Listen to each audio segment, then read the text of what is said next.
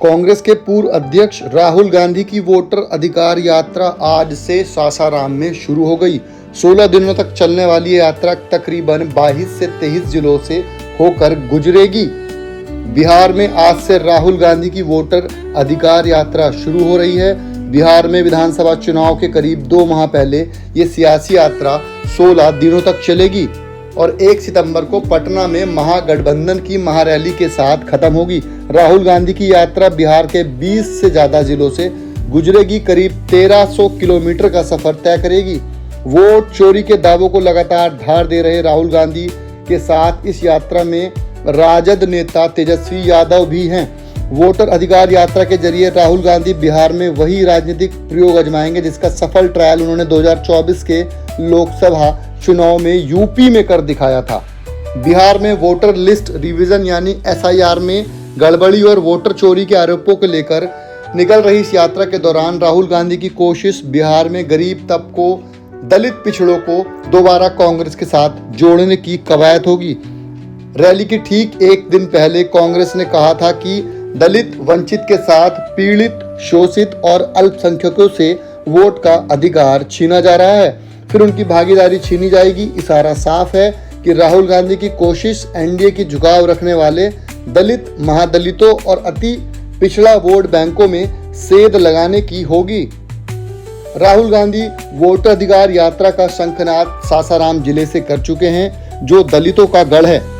बाबू जगजीवन राम और फिर उनकी बेटी मीरा कुमार यहीं से सांसद चुनाव जीतती रही हैं। मुस्लिमों की तरह दलित भी बिहार में कांग्रेस का बड़ा वोट बैंक रहा है। ऐसे में राहुल गांधी और तेजस्वी की कोशिश मुस्लिम यादव के साथ दलित वोटों को महागठबंधन के पाले में खींचने की है। बिहार में दुसाध, पासी वोट के साथ एक अन्य दलित जातियों का 50 से 65% वोट एनडीए के पाले में जाता रहा है, लेकिन 2024 के बाद चुनाव में इसमें गिरावट देखी गई है। सासाराम के बाद ये यात्रा औरंगाबाद, गया, नालंदा, नवादा, शेखपुरा, लखीसराय, मुंगेर, भागलपुर, पूर्णिया, कटिहार, अररिया, सुपौल, दरभंगा, सीतामढ़ी, मधुबनी, पूर्वी चंपारण, पश्चिमी चंपारण, गोपालगंज, सिवान, छपरा और आरा से गुजरेगी। आम चुनाव के दौरान उत्तर प्रदेश में राहुल गांधी और अखिलेश यादव की जोड़ी के बारे में आपको बता दें।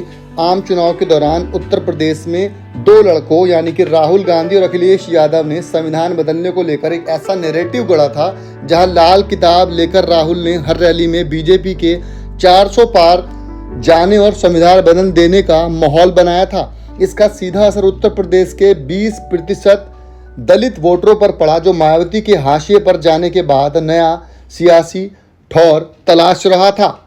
नतीजा ये रहा कि सपा और कांग्रेस ने मिलकर यूपी की 43 सीटें लोकसभा में जीत ली। 2019 के लोकसभा चुनाव में 1 सीट जीतने वाली कांग्रेस को 6 सीटें मिली थीं, जबकि लगातार 2 चुनाव में अकेले बहुमत हासिल करने वाली भाजपा को 240 सीटें ही मिल पाईं और उससे नीतीश नायडू की बैसाखी का सहारा लेना पड़ा। सियासी गलियारों में लगातार ये सवाल आ रहा है कि बिहार में क्या ये 2 लड़के कमाल कर पाएंगे, जो यूपी में ठीक 1 साल पहले 2 लड़के यानी कि राहुल गांधी और अखिलेश यादव ने किया था। बीजेपी के खिलाफ इन दोनों ही सियासी यात्राओं में राहुल गांधी और मुख्य किरदार के रूप में थे। बिहार की सियासी मुहिम में भी राहुल गांधी ने फ्रंट सीट पर कमाल संभाली है। हालांकि यूपी में जिस तरह अखिलेश यादव की पार्टी विपक्षी गठबंधन में अगुवाई कर रही थी, वहीं बिहार में महागठबंधन का नेतृत्व राजद के हाथों में है। राजनीतिक जानकार ये भी कह रहे हैं कि राहुल गांधी की यात्रा असल में कांग्रेस को बिहार में मुख्य मुकाबले में लाने की जद्दोजहद है। विवादित ढांचा विध्वंस होने के बाद जिस तरह से उत्तर प्रदेश में मुस्लिम दलित वोट कांग्रेस से छिटक कर क्षेत्रीय दलों सपा बसपा के पाले में चले गए थे, वही कहानी बिहार में भी दिख रही है, जहां ज्यादातर मुस्लिमों ने आरजेडी को रहनुमा मान लिया है और बाकी हिस्सा जेडीयू के पाले में चला गया है। 1992 के बाद से यूपी की तरह बिहार में भी कांग्रेस का स्ट्राइक रेट निराशाजनक रहा है। महागठबंधन की हार का ठीकरा भी कांग्रेस के लचर प्रदर्शन की तरफ ही फूटता दिख रहा है। इस कारण महागठबंधन में कांग्रेस की सीटों का कोटा भी कम हुआ है, जबकि भाकपा वाले जैसे छोटे दलों ने बिहार चुनाव 2020 में 19 से 16 सीटें जीती हैं।